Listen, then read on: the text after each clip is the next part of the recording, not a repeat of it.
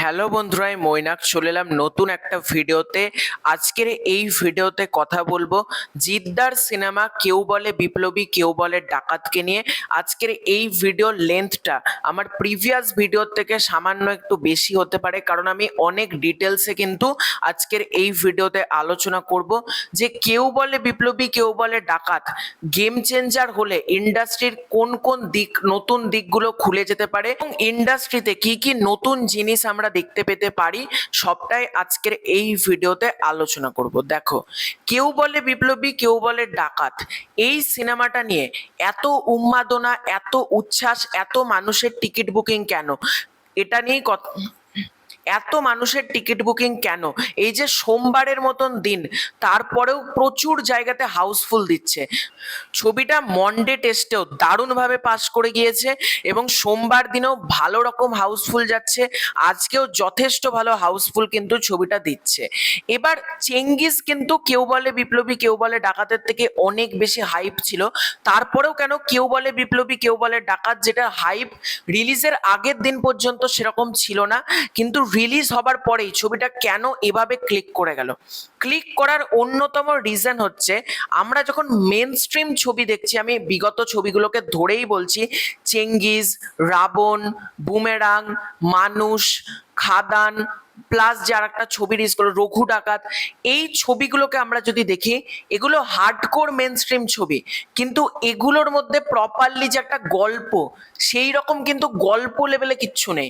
Action দেখানো হয়েছে, গান দেখানো হয়েছে, কিন্তু একটা রুটেডনেস সেটা কিন্তু নাই। যেটা মির্জার ক্ষেত্রে আমি নামটা নিলাম না, কারণ মির্জাতে গল্প লেভেলে কিন্তু মির্জা অনেক বেশি সুপিরিয়ার ছবি আমি মনে করি। এবং বহুরূপী মেন স্ট্রিম ছবিতে গল্প নির্ভর যদি আমরা কমার্শিয়াল ছবির উদাহরণ দেখি, বহুরূপীর ক্ষেত্রে যেরকম গল্প ছিল এবং রক্তবীজের ক্ষেত্রেও, এগুলো কিন্তু কমার্শিয়াল ছবি, মেন স্ট্রিম ছবি, তারপরেও কিন্তু একটা গল্প রয়েছে।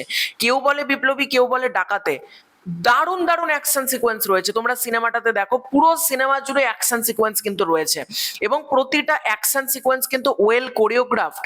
তারপরেও ছবিটার মধ্যে একটা গল্প রয়েছে। এই সিনেমাটা তোমরা গল্পটার জন্য মানুষ এতটা ভালোবাসছে। অ্যাকশন অ্যাকশন অ্যাকশন কখনোই কিন্তু একটা ছবি সাস্টেনেবল হয় না লং টাইমে। যখন একটা ছবির মধ্যে গল্প থাকবে, তখনই কিন্তু ফ্যামিলি অডিয়েন্স ছবিটা দেখতে যাবে এবং এই ছবিটা চলা ভীষণভাবে দরকার এবং ছবিটা মানুষ যাচ্ছে। তার একটাই কারণ হচ্ছে, ছবিটার গল্প স্বাধীনতা সংগ্রামীর একটা জীবন বড় পর্দায় দেখানো হচ্ছে।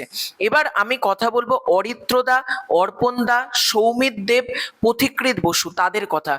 কারণ জিদ্দার সাথে কাজ করার আগে অরিত্রদা শাস্ত্রী করেছে, স্পেশালি আমি অরিত্রদার কথাটা এখানে মেনশন করছি, কারণ অরিত্রদা যেহেতু ফিল্ম রিভিউ করে, সেই জন্য আমি তার নামটা এখানে মেনশন করছি। কারণ তারা যে ছবিগুলো বানিয়েছে, শাস্ত্রী, শ্রীমান ভার্সেস শ্রীমতী, দাবাড়ু, আরো যে সমস্ত ছবি তারা বানিয়েছে, সেরকম কিন্তু বক্স অফিসে যে বিশাল সাড়া পেয়েছে তা কিন্তু না। পরবর্তীকালে ওটিটিতে এসেছে, মানুষ সেগুলো নিয়ে কথা বলেছে, কিন্তু বক্স অফিসে কিন্তু সেগুলো সাড়া ফেলেনি। এখানে জিদ্দাকে অ্যাপ্রিসিয়েট করতে হয়। জিদ্দা এমন একটা টিমকে সিলেক্ট করছে, অরিত্রদা, অর্পণদা, পথিকৃৎ বসু, তাদের কিন্তু সিনেমার হিট ট্র্যাকটা নেই। এবার জিদ্দা ট্রাস্ট করছে কাকে? যে জিদ্দা কিন্তু দেখো, এর আগে অনেক ডিরেক্টরের সাথে কাজ করেছে, অনেকের সাথে কাজ করেছে, জিদ্দাকে কিন্তু হিট ডিরেক্টরও কামব্যাক করাতে পারেননি, যেটা কিন্তু অরিত্রদা করেছে। কারণ জিদ্দাও বুঝেছে যে ডিরেক্টর না, আমাকে গল্প লেভেলে ফোকাস করতে হবে, গল্প কার ভালো হচ্ছে এবং সেই ডিরেক্টরের আগে হিট রয়েছে না হয়েছে এগুলো না দেখে জিদ্দা কিন্তু এমন একটা টিমকে ট্রাস্ট করেছে, যারা কিন্তু জিদ্দাকে প্রপারলি ইউটিলাইজ করতে পারবে, জিদ্দাকে প্রপারলি ভালোভাবে প্রেজেন্ট করতে পারবে, যেটা কিন্তু অরিত্র দ্বারা করেছে। এবং তোমরা যদি এখানে একটা জিনিস খেয়াল করো, যখন প্রথমবার অ্যানাউন্সমেন্ট করা হয়, আমি নিজেও প্রচন্ড অবাক হয়েছিলাম যে জিদ্দা এই টিমের সাথে কাজ করছে। এবং ছবির নামটা বিশেষ করে দেখো, কেউ বলে বিপ্লবী কেউ বলে ডাকাত, আমি যেটা অনেস্টলি কথা আমি সেটাই কিন্তু বলছি। ছবির নামটা আমার প্রথমে খুব ডাউট হয়েছে, এত বড় নাম 2026 সালে এসে দাঁড়িয়ে একটা ছবির। এই জন্য আমি যাদের সাথে ইন্টারভিউ করেছি, পডকাস্ট করেছি ইউটিউবারদের সাথে, তাদেরকেও কিন্তু আমি একই প্রশ্ন করেছি যে এত বড় নামকে তোমরা কিভাবে দেখছো? তো প্রত্যেকেই কিন্তু নামটা নিয়ে আমি যা বুঝলাম ডাউট ছিল। এবার আজকে সিনেমাটা দেখার পর আমি বুঝলাম যে কেউ বলে বিপ্লবী, কেউ বলে ডাকাত, পারফেক্ট টাইটেল, জাস্টিফাই টাইটেল, এবং এই টাইটেলটাই হওয়া উচিত ছিল। এই ছবিটার এই টাইটেলটাই ডিজার্ভ করে। অলরেডি নন্দী মুভিজ থেকে পোস্ট করে দিয়েছে, তারা ৭৫,০০০ ফুটফলস দেখেছে অলরেডি, এটা দারুণ সাইন। এবং সব থেকে বড় কথা, এই ছবিটা ধরো আজকে যদি ভালো না হতো, আমি জিৎ ফ্যানদেরও দেখেছি অরিত্রর সাথে কেন কাজ করছে, অরিত্রদার সাথে কেন কাজ, এই যে চারিদিক দিয়ে কিন্তু একটা নেগেটিভিটি ছিল, এই পুরো নেগেটিভটা কিন্তু কেটে গিয়েছে। এবং যারা জিদ্দার ফ্যানেরা রয়েছে তারাও কিন্তু এখন বলছে যে অরিত্রদা, অর্পণদা, পথিকৃৎ বসু, তাদের সাথে কিন্তু আবারও নেক্সট টাইম তারা জিদ্দাকে দেখতে চায়। কারণ জিদ্দাকে এই রকম অবতারে কেউ কখনো দেখেনি। জিদ্দার 3.0 ভার্সন করে দিয়েছে অরিত্রদা, অর্পণদা, পথিকৃৎ বসু এরা। মানে জিদ্দাকে আমরা অন্য ভাবেই দেখতে পাচ্ছি, এরকম ভাবে আমরা জিদ্দাকে কখনো দেখিনি। এবং একটা ব্যাপার দেখো, এই ছবিটা আজকে যদি না চলতো বা না ভালো হতো, অরিত্রদা, পথিকৃৎ বসু বা এরা কতটা পরিমাণে ট্রোল হতো তোমরা নিজেরাই ভাবো। এবং একটা দারুণ জিনিস ঘটলো এই ছবিটার মধ্যে দিয়ে, পথিকৃৎ বসু বেশ কয়েক বছর হিট দেখছিল না, অরিত্রদা বহুদিন ধরে কাজ করছে কিন্তু একটা হিট কিন্তু দেখছিল না, কিন্তু এই সিনেমাটার মাধ্যমে তারা কিন্তু ব্লকবাস্টার দেখলো। এখানে আমি ঢুকে যাব নন্দী মুভিজের কথায়। নন্দী মুভিজ বহু পুরনো প্রোডাকশন হাউস না, 2025 সালে তারা প্রোডাকশন হাউসটা ওপেন করে ভাগ্যলক্ষ্মীর মাধ্যমে। ভাগ্যলক্ষ্মী, ম্যাডাম সেনগুপ্ত, রান্নাবাটি, বিবি পায়রা, ফেরা, এইরকম ছবি কিন্তু তারা তৈরি করতে থাকে, যেটা কোনো ছবিটাই বক্স অফিসে সাকসেসফুল না, একটা ছবিও কিন্তু বক্স অফিসে সাকসেসফুল হয়নি। কিন্তু নন্দী মুভিজ তারা সাহস করে জিদ্দাকে নিয়ে, যার খারাপ ফেস যাচ্ছিল, তাকে নিয়ে একটা ছবি তৈরি করে তারা কিন্তু একটা সাফল্যের মুখ দেখলো, তারা হিটের মুখ দেখলো, তারা ব্লকবাস্টারের মুখ দেখলো। তাহলে নন্দী মুভিজ আগামী দিনে কত বড় ছবি বানাতে পারে, এটা শুধুমাত্র কিন্তু জিদ্দার জয় না। আজকে অনেকে এটা নিয়ে নেগেটিভিটি করছে, অনেকে যা খুশি বলছে, আমি একটা কথাই বলবো, ইন্ডাস্ট্রির স্বার্থে এই ছবিটা ভীষণভাবে দরকার ছিল। এবং নন্দী মুভিজ যদি একের পর এক ব্যর্থতা দেখতো, তারাই বা কতদিন বাংলা ছবি প্রডিউস করতো, তাই না? প্রত্যেক প্রডিউসারই তো সংসার রয়েছে, যে ছবি ফ্লপ হচ্ছে তারপরেও ছবি বানিয়ে যাচ্ছে, এরকম তো সম্ভব না।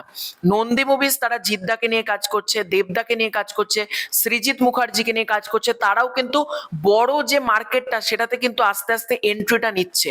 এবার নন্দী মুভিজের প্রথম যে বড় পদক্ষেপ ছিল সেটা হচ্ছে কেউ বলে বিপ্লবী, কেউ বলে ডাকাত। এবং এটার মাধ্যমে নন্দী মুভিজও কিন্তু বুঝে গেল যে মার্কেটে দর্শক কি দেখতে চাইছে এবং দর্শকদের কি ধরনের ছবি দেওয়া উচিত। তারাও এক্সপেরিমেন্টাল প্রজেক্ট করছিল। এবং ভালো লাগছে কি, নন্দী মুভিজ কিন্তু এমন একটা প্রজেক্টের সাথে যুক্ত হয়েছে নতুন প্রডিউসার হওয়া সত্ত্বেও, যাদের কিন্তু আগের ট্র্যাকটা ভালো ছিল না। এবং এই ছবিটার মাধ্যমে সবার কিন্তু কামব্যাক হয়ে গেল, পথিকৃৎ বসু, পাশাপাশি জিদ্দা, নন্দী মুভিজ, সবার কিন্তু একটা কামব্যাক হয়ে গেল। এবং যে কমার্শিয়াল সিনেমা আমরা সব সময় শুনি, দুর্গাপুজো, ক্রিসমাস, ঈদ, এই রকমের বাইরে কমার্শিয়াল ছবি চলতে পারে না, এগুলো আমরা শুনেছি। কিন্তু ভালো গল্প হলে কোনো ফেস্টিভ্যাল লাগে না।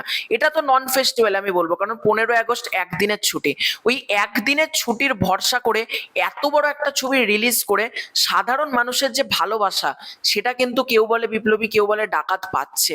এবং আগামী দিনেও আমি মনে করি এই রকম ছবি যত হতে থাকবে না, তত কিন্তু ইন্ডাস্ট্রিতে নতুন দরজা খুলবে। আজকে নন্দী মুভিজ যে এই পদক্ষেপটা নিল, আগামী দিনে কে বলতে পারে হয়তো একটা নতুন প্রডিউসার এলো, সে জিদ্দাকে নিয়ে এত বড় একটা ছবি বানাচ্ছে, ইন্ডাস্ট্রিতে আরো প্রডিউসার বাড়ছে, অরিত্রদা, অর্পণদা, পথিকৃৎ বসুর মতন রাইটার আরো বাড়ছে, অনেকে নতুন নতুন রাইটার তো প্রচুর রয়েছে, তারাও জিদ্দার জন্য নতুন গল্প নিয়ে যাচ্ছে, অনেক দিকপত্র কিন্তু খুলে যাচ্ছে। এবং সব থেকে বড় কথা, কমার্শিয়াল সিনেমা চললে শুধুমাত্র কিন্তু মানে জিদ্দার লাভ বা নন্দী মুভিজের লাভ এটা কিন্তু না, যে সমস্ত টেকনিশিয়ান, সব থেকে বেশি খরচ হয় কিন্তু কমার্শিয়াল সিনেমাতে, যে কমার্শিয়াল সিনেমায় কিন্তু একটা ইন্ডাস্ট্রিকে বাঁচিয়ে রাখতে পারে, একটা pillar commercial cinema, mainstream cinema.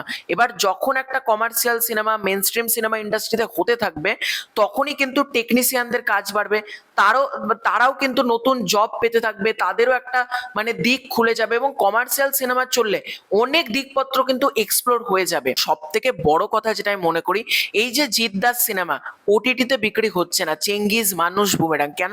ছবিগুলো কি খারাপ? ছবিগুলো কিন্তু খারাপ না, কিন্তু ওটিটি স্যাটেলাইট কি দেখে যে ছবিগুলো কত পরিমাণ ব্যবসা করেছে সিনেমা হল থেকে। যেহেতু সেরকম ব্যবসা করেনি, ছবিগুলো কিন্তু ওটিটিতে আসছে না। এবার যখনই কেউ বলে বিপ্লবী, কেউ বলে ডাকাত মানে ভালো চলবে, এই ছবিটা যখনই ওটিটিতে আসবে, বাদ বাকি ছবিগুলো কিন্তু ওটিটিতে আসবে। এবং যখন এই সিনেমাটা শুধুমাত্র তো সিনেমা হলে না, মানুষ নিশ্চয়ই পরবর্তীকালে ওটিটির মাধ্যমে দেখবে। এবার যখন ছবিটা মানুষ ওটিটিতে দেখবে, ওটিটি প্ল্যাটফর্ম বা স্যাটেলাইট চ্যানেল তারাও কিন্তু নতুন নতুন যে কমার্শিয়াল সিনেমাগুলো ইন্ডাস্ট্রিতে হচ্ছে সেগুলো কিন্তু কিনবে, সেগুলোর রাইটস বিক্রি হবে। এবং যখনই যারা ফিল্ম মেকার রয়েছে যখন দেখবে যে সিনেমা বিক্রি হয়ে যাচ্ছে, একটা সিনেমা বানিয়ে তো ফেলে কেউ রাখবে না, সবাই সেটাকে বিক্রি করে দেবে। এবং যখন দেখবে সিনেমাগুলো বিক্রি হয়ে যাচ্ছে, তখন কিন্তু আরো এরকম ছবি হতে থাকবে। এবং একটা বহুরূপী, একটা রক্তবীজ, একটা কেউ বলে বিপ্লবী, কেউ বলে ডাকাত, এগুলো যত হতে থাকবে না একটা একটা করে, ততই ইন্ডাস্ট্রির নতুন নতুন দরজা কিন্তু খুলতে থাকবে, নতুন দিক এক্সপ্লোর হতে থাকবে। এবং বাংলা ইন্ডাস্ট্রি এরকম ভাবেই কিন্তু আরো বড় জায়গায় যাবে, এটা আমি মনে করি। এবং বহুরূপী দা গোল্ডেন ডাকু আসছে সামনে, আশা করবো জিদ্দারও কোনো ছবি আসবে। এবং জিৎদা, দেবদা, মিঠুন চক্রবর্তী, প্রসেনজিৎ চ্যাটার্জি, বুম্বাদা, অঙ্কুশ দা, বিক্রম দা, সবাই মিলে যখন এই কমার্শিয়াল মার্কেটটা, যখন এই মেন স্ট্রিম মার্কেটটা ধরে নেবে না, তখন কিন্তু সব দিকগুলো একটা একটা করে মিলে যাবে। এবং প্রতিটা দিকে মানে তখন যে ছবি তৈরি হবে তখন কিন্তু সেটা সাকসেসফুল হবে।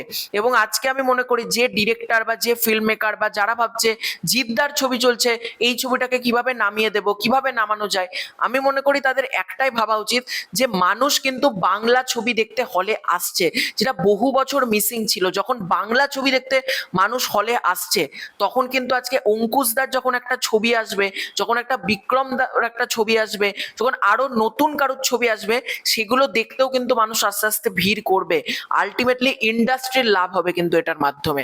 তো এটাই আমি মনে করি। এবং অরিত্রদা, অর্পণদা, প্রতিকৃত বসু, নন্দী মুভিজ, জিদ্দা, লোকাদা, আরো যারা যারা রয়েছে, টোটাদা, সবাইকে আমার পক্ষ থেকে অনেক অনেক কংগ্রাচুলেশন। এবং তাদের এই কম্বিনেশনটা সত্যি ইন্ডাস্ট্রিকে নতুন কিছু একটা দিল। আমি আগামী দিনেও তাদের কাছ থেকে স্পেশালি আমি নন্দী মুভিজের কথা মেনশন করব। নন্দী মুভিজের ব্যানার থেকে জিদ্দার কিন্তু আবারও এরকম একটা আমি ছবি দেখতে চাই।